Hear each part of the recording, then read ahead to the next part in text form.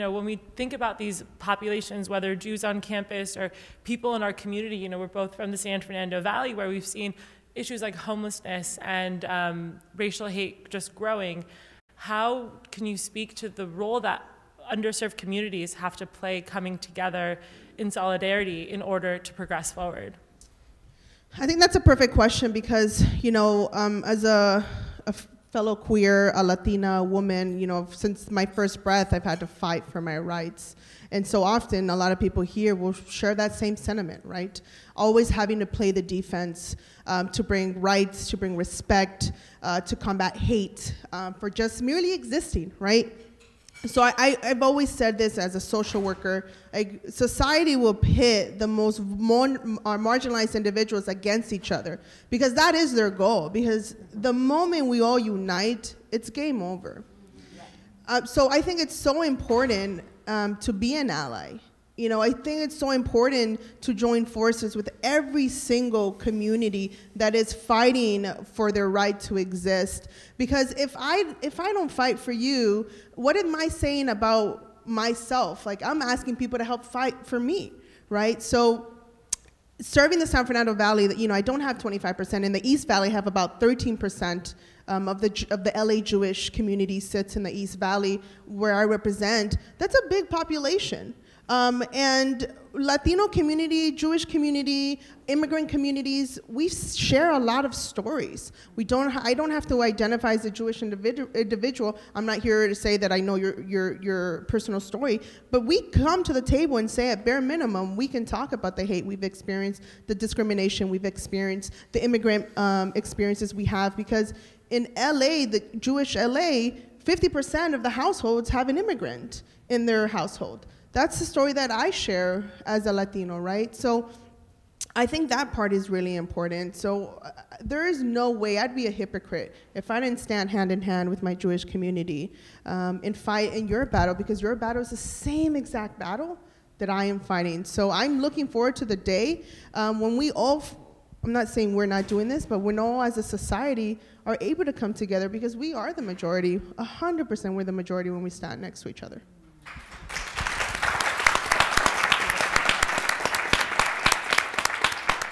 So perfectly said for the topic of this panel, which is how do we bring our Jewish identity and our social justice passion together? And I think, all of you are heading out onto the Hill later today to be able to be representatives of the Jewish community, bringing these important bills that often have to relate to communities in ours and beyond ours. And both of you, Diego and Rabbi Hudson, both are running and leading organizations that find that balance of how are we Jewish, right? Tzedek since the 70s has been serving Jews who need pro bono legal aid, and now has expanded far beyond that. I don't know if you know the breakdown percentage of what population you serve as Jewish and non-Jewish. So I'm curious to know, I'll toss these two out and you guys can go back and forth. Of one, Diego, how does Tzedek balance that? How do you bring the Jewish when you're serving so many people that are non-Jewish, and also make sure that you stay open, that the Jewish isn't something that people can get confused if they're welcome or not? And Rabbi Hudson, same for you at LA Voice. You are a Jewish rabbi working in an interfaith, interracial space, not in the walls of a synagogue where people know what that even means. How do you find the balance of bringing the social justice while introducing and welcoming people into the Jewish parts of your faith? Diego and I are arm wrestling for this, and I've either won or lost, depending on anyone's perspective. I said to the assembly member, I live in your district, and last night he offered the statistic that 25% of the folks living in the district are Jewish and 25% are LGBTQ. And I said, well, I'm a queer Jewish woman living in your district, so I think that I get into a very special Venn diagram. And I'll tell you that I went to high school in a small town in Missouri, in the Ozarks, in Christian County. I was the only Jewish kid anyone in my high school had ever met. And you can guess at how it felt to be closeted and queer without any language, even to, I don't know, speak to who I was. It was not an easy place to grow up. it will likely not surprise you that I then went to Brandeis University. And straight from there to rabbinical school. And really the impulse of the first 15 years of my rabbinate was bringing people in. I never wanted anyone to feel that level of exclusion and fear and isolation that I felt. For me, the pandemic and George Floyd's murder was another awakening to my own Jewish sense of calling. And it became very clear to me that at the season of serving a synagogue had sunsetted, and it was time for me to move into a multi-faith, multi-racial space. I wanted to be sitting side by side with communities that reflected the diversity of Los Angeles and California, working together to dismantle the systems of oppression, the systems of injustice that impacted all of us. And every day, I am both deeply comfortable and deeply uncomfortable in that space. There is a lot of learning for all of us. What I have found is that the work of building beloved community is some of the most soul-filling work that I could do. And when asked if what I do is Jewish, it really centers on looking my kids in the eye when they look at the injustices in our city and our state, and of course they do, because they don't understand how it is that our neighbors are unhoused, and they say to me, what are we doing? It's very important to me that I speak to them as a mom, as a rabbi, as an organizer, and say, we are doing everything we can. So it's Jewish values in everything that I do.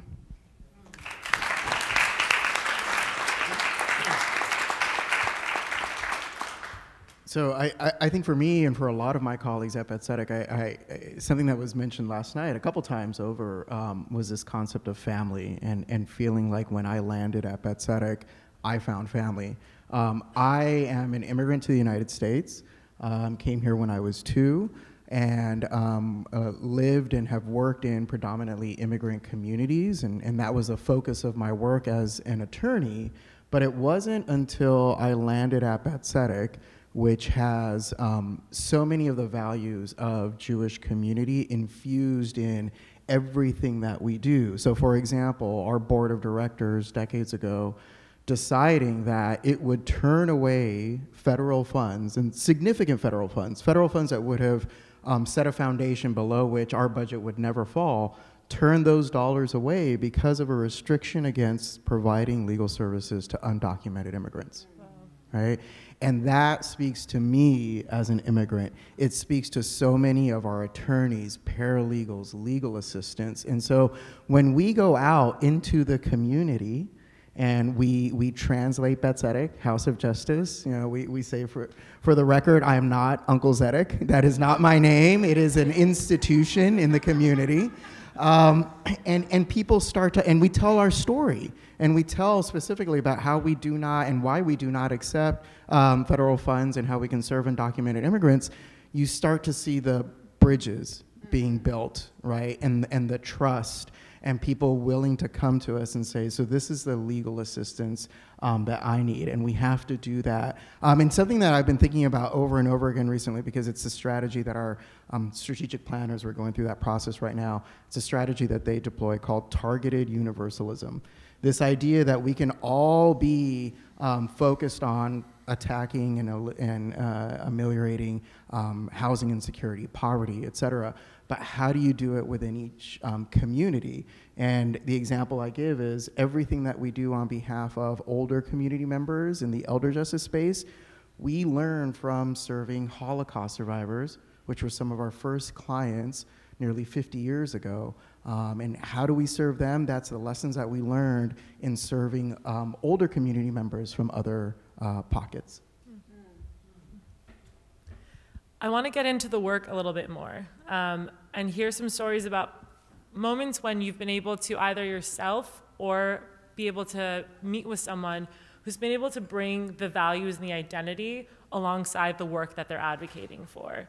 And maybe we can start with whoever wants to jump in of a time when what brought you to the work that aligned with your values, or when you met with someone as a legislator or advocate who's able to bring those two pieces together. I think that's a perfect segue because today's your lobbying days, and one of the bills you're going to be lobbying is one of my bills, SB 600. And it intersects, I mean, it's perfectly aligned to the fact that, you know, these stories aren't just policy.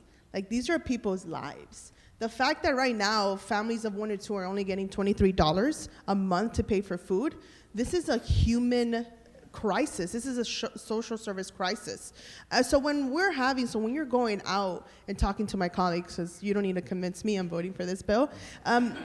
This is SB 600, if you want to look it up. Like, bring the stories of your community, because they can read the fact sheet. And that fact sheet is always accessible. Their staff is going to brief them on that. But what their staff is not going to brief them on is on the human stories attached to this, the identities that you bring to this. And I recently got briefed at the LA Jewish Federation on the Jewish LA study, the study of the Jewish LA. Yeah. And it said that close to 1 in 5 Jewish population in LA needed social services. That's close to 20%. That's a direct stat that you can bring in to say, like, hey, this is going to impact my grandpa, my grandma, my grandparents. This is going to impact, you talked about, Rachel, the study for youth in college. Over 50% of college students are struggling to pay for food. That's the stories of your children. That's the story of you yourself. That's the story of our current youth right now. So when you bring these stories, this is what I listen to, at least for me. Like, this is what pulls at my heartstrings, where it's hard for me to say, no, I don't think we should give people $50 a month. I think that's too much. Make us tell you that. Because that's a hard pill to actually say in front of someone, right? So it's these personal stories that you bring, and that's how I got here to the legislature. It's my personal stories. Like, my mom is on CalFresh right now. This is going to impact her. I have family members who are dreamers. I've been evicted. I've experienced having no home when I was 19 years old. Like, these are the stories that no one can take from me and say that is incorrect. There's more power in your personal story than there ever is in the policy aspect of it, because there's going to be biased studies for anything. You can find a study to say yes for something or say no to something, but no one's going to say, no, your story is incorrect. So that's why when you're lobbying, tie that identity to it, because that's something that no one can ever challenge you on. Amen. And just to reference the study that the senator mentioned, we saw that nearly 20% of the Jewish community households make less than $50,000 a year in Los Angeles, right? It's nearly impossible to raise any kids on that sort of income, and it's only 10% Orthodox, right? It's recent college grads who are saddled with student debt. It's families, it's immigrants, it's really diverse. It's not the stereotype of who you think are poor Jews. And so I love that we do have the data to be able to bring our stories into this narrative. We're not just serving others, we're really doing this because it's imperative to our own community as well. We'll love to invite, anyone else who wants to speak to that intersection. Yeah, I mean, I think it's sort of, I'll ditto what Senator Menjivar said, which is, I think bringing your personal experience to legislators as you're lobbying for them. I similarly have a bill that was brought to me by the city of West Hollywood, and it was a specific person who is a person who has a physical mobility disability and is living on the second floor of a rent-controlled apartment. And this person, and there's more than one of them, has gotten older and can't get up and down the steps, and so now is effectively homebound when she doesn't need to be. And so the bill basically is something that is really common sense. It basically says if you're in a rent-controlled apartment and you've got a physical mobility disability and an apartment on the first floor opens up, that you can move to the first floor unit without having your rent reset. Because otherwise, the other choice is that you'd have to go out and pay a market rent, a newly set market rent, and that means a lot of folks just can't afford that. And that story of the person is so important because for those of you who know a little bit about rent control, in the state of California, doing anything with respect to the rent control law, which is called Costa-Hawkins, is something that's really, really difficult. I mean, it's one of those areas where there's a lot of dispute and tension, and so wading into this area was something that was, everyone kept saying, are you sure you really want to do this? And I said, yeah, I'm sure I really want to do this. And then I went over and I said, okay, I've got to talk to the apartment owners. And I was told, no, don't talk to the apartment owners. You're just gonna give them a heads up and they're gonna oppose you. And I said, I'm never gonna get this through without talking to them. And it was like basically talking to them about the story of tenants in their buildings caused them, they're not supporting it, but they're not out to kill it. And I think we just took an amendment just yesterday, which basically said that it applies only if there's not an elevator in the building, which of course is common sense and consistent with what we wanted to do. But that's something that, again, as Senator Menjivar said, it's the story and the example. So when you're out tomorrow or today advocating for the security grants, obviously, I think explaining to people, I have a sense of this because I live right near a lot of the Orthodox community, and a lot of those institutions and neighborhood serving and community serving institutions are right there on La Brea. I walk past them every day as I walk in my neighborhood. And I think helping people sort of understand really what happens when you get up in the morning and you have to turn to your kids and you basically have the threat that you feel every day. I mean, having a sense of that and conveying that and the personal stories, I think, means a lot in helping people understand why those programs and everything else that you're advocating for is so important.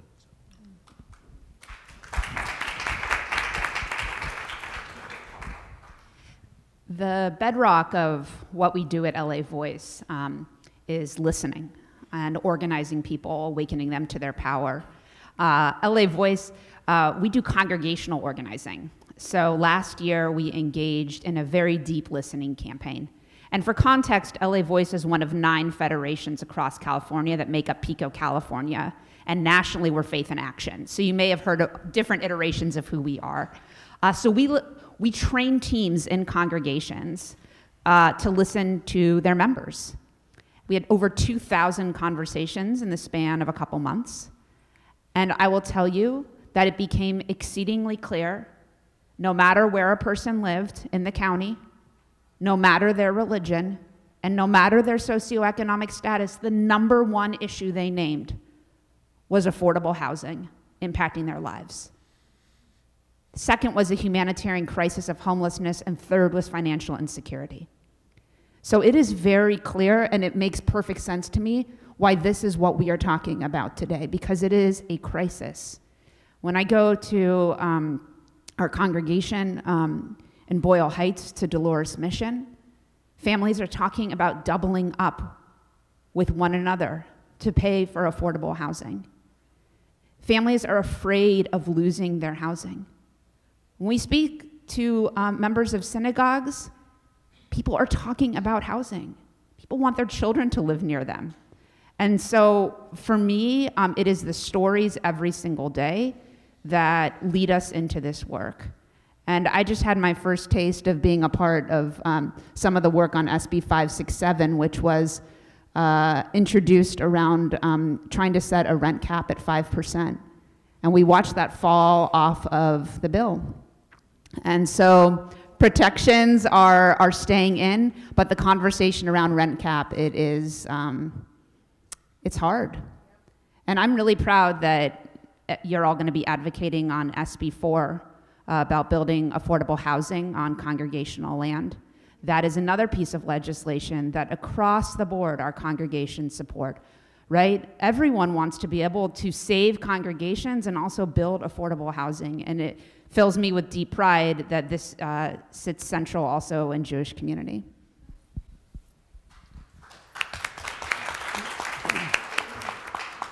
No, I don't know that I have much to add to these incredible comments that have been already made, except to advocate for some of the bills that are on the agenda for this group around economic insecurity and uplifting people financially, particularly, and tying it back to the comments about stories, particularly when it comes around tax work. Because most people, when they hear the word taxes, right, it's something that I have to pay, and otherwise I don't want to know anything about it, right?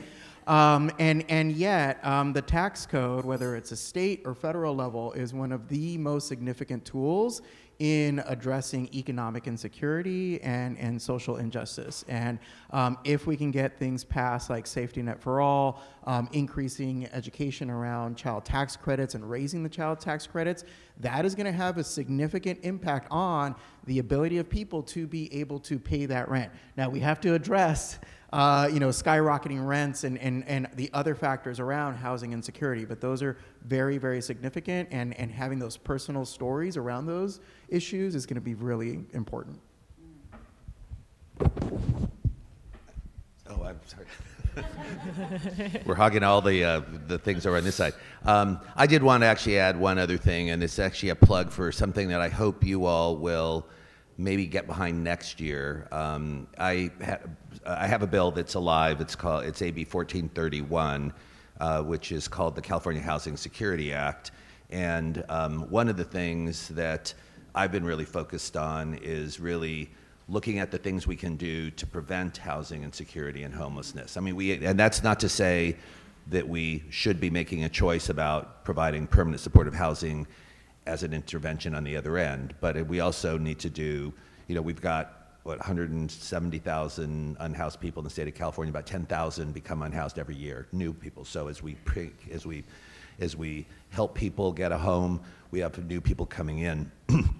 So my bill is related to homelessness this year, given that we've got some other folks that have been in the legislature locker looking at the affordable housing side, have all been focused on preventing homelessness. We've got one bill that extends the independent living program for foster youth, about 25% of whom become unhoused because of the lack of supportive homes and parents, and it extends that from the age of 21 to 23 and provides them housing support and support getting a job, and it does that for a longer period of time. The Housing Security Act is a series of rent subsidies, medium and short term, that hit at times when people are facing the highest, and groups that face the highest rent insecurity, people that are unemployed, people that are coming out of incarceration, people that are older, that are aging, that are living with disabilities, that are veterans, and also without regard to their immigration status. And that's something that would be a $2,000 a month benefit for up to 2 year period of time. If that could prevent, if you think about it, if that could prevent 10,000 people from becoming unhoused, that would cost about $500 million. If you look at those 10,000 people and doing it through providing permanent supportive housing, the cost on the other end is between $6 and $8 billion. So that's something that, because of the budget this year, I got the signals and I was told that this is not going to be in the budget. It's a really expensive program. We've actually, pulled it down to sort of a pilot program, and I'm really proud that the County of Los Angeles has, the Board of Supervisors is supporting it now. We're going to be talking to other elected officials, but I think it's something, and there's a number of other bills that are doing these housing, these rent subsidy bills. Isaac Bryan has one that's focused on people that were formerly incarcerated. Senator Caballero has another one from Northern California, but those are all narrower. This one is a broader one, and I'm hoping that we can really build a movement around it, because I think it makes sense. It's more compassionate. It's one of the things that we need to do to address the overall crisis that we're facing related to homelessness. Will you remind us the bill number? 1431, AB 1431. AB 1431, thank you. I'm going to open it up for Q&A in just a moment for folks that would like to ask anyone on our panel a question. But Rabbi Hudson, you and I were chatting before about this balance. You mentioned the security bills that we're advocating for today. The balance between, and you said it so beautifully, so I'll let you really speak on it, but as we build more gates and cameras, the implication of what that means into if and how we want to connect with others in other communities, and would love for you to just make sure we balance that. So I want to speak firsthand to the fear that most of us who are living and engaging in Jewish community know. I was, as I mentioned, at Temple Israel of Hollywood for 12 years. I was there when someone broke into our building. I led Shabbat services the morning that the Tree of Life shooting happened. So the fear I understand, and the threat, the real threat, I understand on a very, very heartfelt level. What I saw firsthand and what I witnessed across LA County and the world is that as we use the security funds to harden our properties, to keep us safe, right? And that looks a lot like gates and guards and guns. There's an unintended consequence to that, and that is that people are afraid to come in, and that we keep people out. And the purpose, of course, of that is to keep us safe enough to welcome people in. But the unintended consequence, and I remember when I was meeting as a rabbi with a system-impacted individual, and he called me from outside, and he said, I'm outside, and there are guys with guns. What am I supposed to do?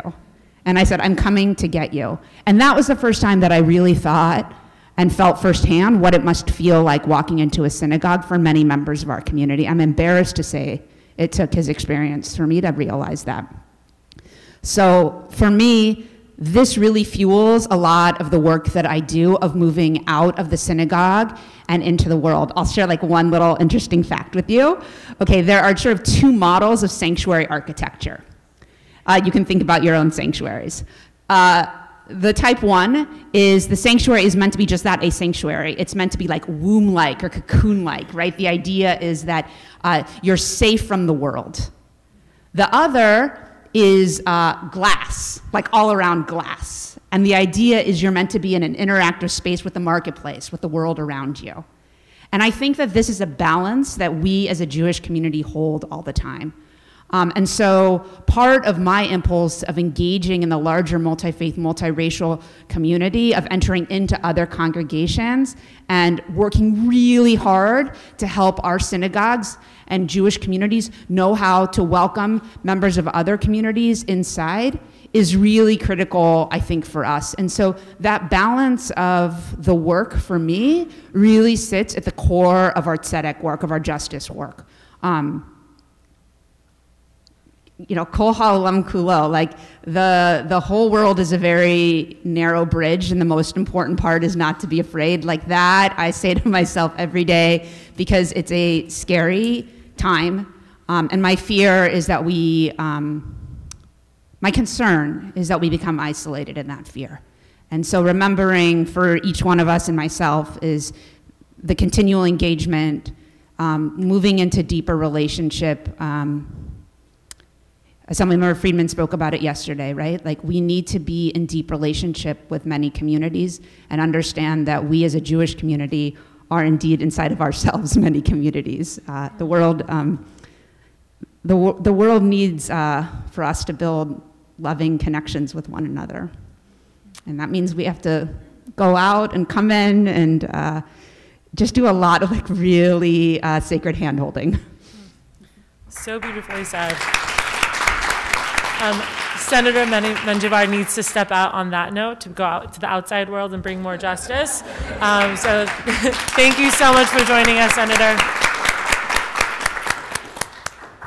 I'd love to open it up. Yes, please, and please introduce yourself.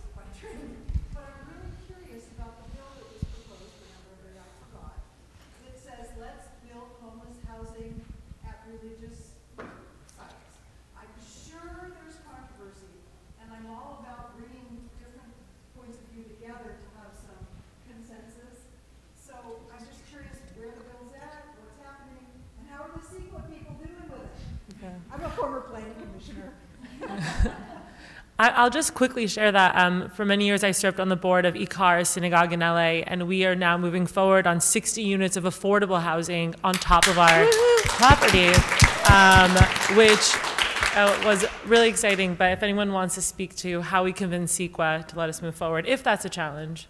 I mean, I think CEQA always is a challenge. You look at folks in the environmental community, and I'm among them, that we know how important CEQA is in protecting communities and protecting the wild world that we all value so much.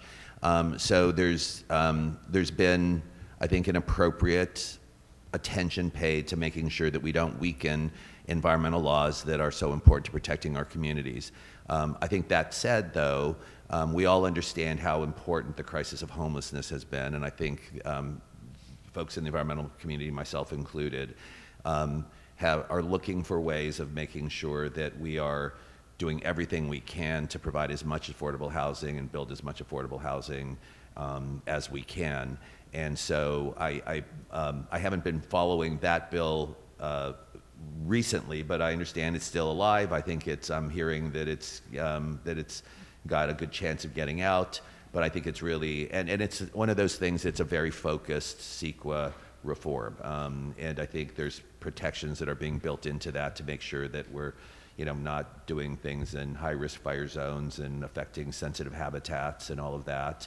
But it's a very narrow bill that allows for, just like that. There was another bill last year that basically allowed for housing to go into commercial properties, so that we're using every tool we can to try to address this crisis of housing, affordable housing that we're facing across the state. So there are many of us who are paying attention to the CEQA part of that, and I think it's a balance, and we need to sort of we can meet a number of goals at the same time. We can protect our communities, we can protect the sensitive species and habitats, and at the same time provide housing. It just means we've got to be very careful, and we've got to do things in smart ways. This is my favorite topic, so I'm jumping out of my seat to say just a word on this. So one thing to think about when it comes to housing, housing advocates talk about the 3 Ps of housing. So the 3 Ps of housing are production, prevention, and protection. Production, building more affordable housing. Prevention, preventing people from falling into eviction. And protection, allowing good affordable housing to stay affordable. And we need a combination of all of these in order to start responding to this overwhelming crisis. We also have a crisis in our communities because of the changing nature of those communities and how it affects the faith community. So I just want to quickly tell you the story of Inglewood United Methodist Church. The new stadium in Los Angeles, the football stadium, was built right next to Inglewood United Methodist Church. They can no longer hold services on Sundays because no one can get to their church, okay? People in the community are being displaced because of gentrification.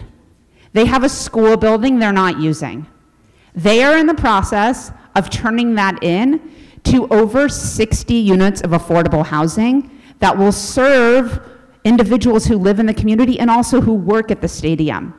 And they imagine it also as a community gathering space. This will save the church, right? This is going to save the church community. It is going to respond to the impacts that the community is facing, and it builds life.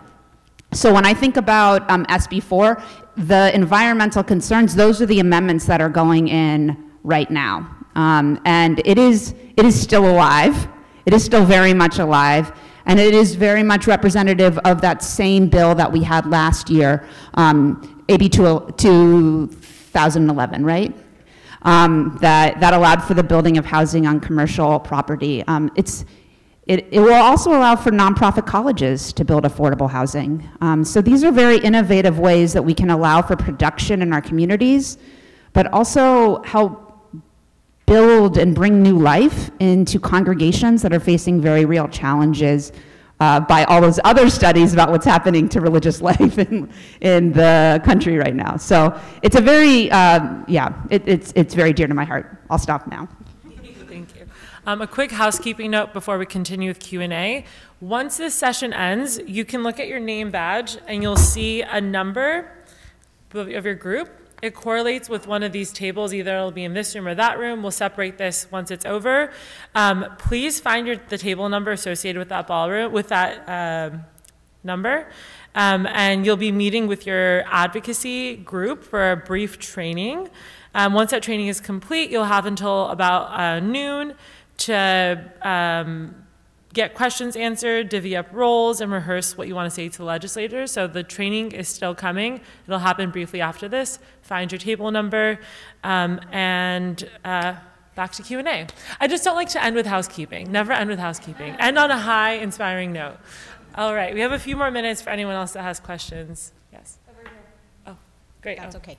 Hi, Lori from the San Francisco Bay Area, and thank you all very, very much. Affordable housing is something I care about, and I've worked a lot with different organizations, in particular in the Bay Area with the interfaith community on this. So I'm a little confused because I was told that much of the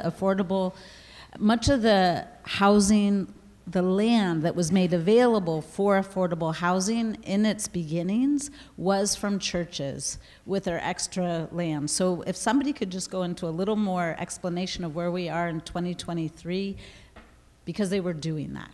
So I'd love to understand more. This is an example also around zoning. And zoning is a way of redlining.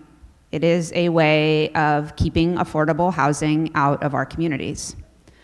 So when we talk about the difference of being a NIMBY or being a YIMBY, not in my backyard or yes in my backyard, local zoning controls can prevent congregations from building affordable housing on their land, or can prevent them from building any level of density appropriate to the community, right? So that's why these kinds of pieces of legislation are responsive to communities, but also understand that there are deeper rights that need to be, certain communities need a little help realizing the core shared values of justice and housing for all. So that's what this does. It addresses the issues of zoning primarily.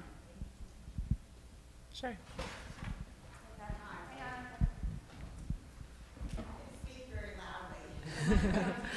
Thank you, Nancy, with the mic. Hi, Karen Key, Sacramento Jewish Federation. And I know you all know this, but affordable housing is wonderful and it's great, but the homeless situation is not only because people can't afford housing. There's mental health crisis and there's drug addiction, and there are people out there who don't want you to place them in a house. What's being done for them? I can give an example of something, one strategy that's being deployed in Los Angeles, which is next to a county measure that we have in place that raise funds to provide legal services to low-income individuals who are currently homeless or facing housing insecurity. But the key there is that the services provided are not solely with regards to eviction defense, but rather wraparound legal services. So if the individual is facing housing insecurity as a result of domestic violence, their immigration status, their inability to access public benefits, then those funds will pay for attorneys to handle all of those services, and the connection comes through case management services that are provided by institutions like Safe Place for Youth, St. Joseph's, and other case managers, right? So we are working in collaboration to say, let's look at the whole person and not just come in when the eviction happens, but try to look upstream to prevent that eviction from even coming up as an issue. I think we have time for a few more. Yeah, go ahead. Mark Klebanoff, Bay Area, AJC. We're taking this session. Oh, thank you so much. Mark Klebanoff, AJC Bay Area. You know, we're talking about affordable housing, and I am a lay leader, so you know my day job revolves a lot with the construction industry on the West Coast, and there is a ton of housing that is being developed right now, and I can tell you anecdotally, and for the most part, there's been a lot of delays, not just permitting but also, you know, projects that are already greenlit and projects that they're supposed to be open a year ago or 6 months ago in areas that are needing the affordable housing. So those units are ready to go, and what I'm seeing is a ton of delays from, unfortunately, it's usually the public utility commissions just taking their sweet time. So is there a way to sort of streamline that approach, like give sort of priority to affordable housing because it is needed, to kind of push them to maybe the top of the list to make sure that they're getting those final setup connections? I mean, literally a lot of times it's just setting up power with SoCal Edison or PG&E. That's what I'm seeing. And these projects go on delay for 6, 12 months, and the cost of those delays are just starting to pile up. So it becomes like to a point where how can it still be affordable housing when you've got 12 months delay and the building's ready to serve, but they're just waiting on that last piece. So there's got to be a way to fast track that with the Public Utilities Commission, and that's what I'm seeing on my end. So that's just, you know, a piece of sort of like, well, maybe there's a way to do that, to push that over the finish line, because getting those units up in line is going to be very important.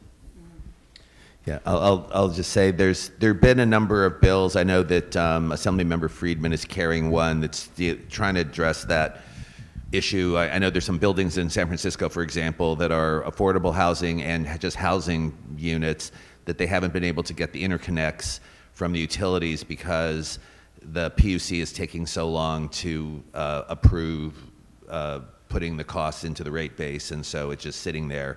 I know there's a bill that's out there that's intending to try to expedite those kinds of interconnects. I have my own bill.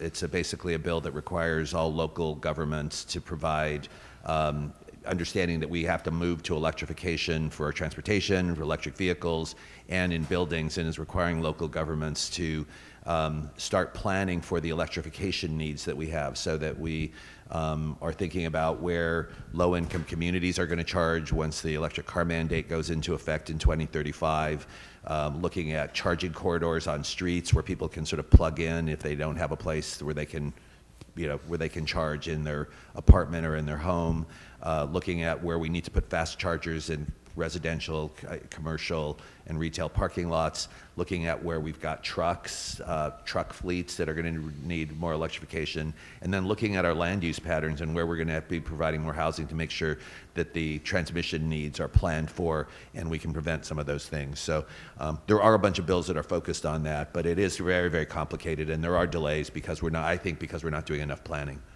Thank you. Do you want to say something on this, or? Well, and Rabbi, you may have more information on this, but I think one model that you may want to look at is in Los Angeles, Mayor Bass is trying to reduce the timeline for that certification process and it's in working. recognition of it. Yeah, I've seen so many things open because of her activity. We're at time. I wish that we had more time to continue this conversation, but I hope that each of you were able to see, even by the questions asked, that these issues are things at the top of mind of our Jewish leaders. And Rabbi Hudson, you and I were chatting before about how you were talking about a board synagogue president board, whatever that should go in, who didn't feel comfortable being called a Jewish leader, right? Like, how am I a Jewish leader?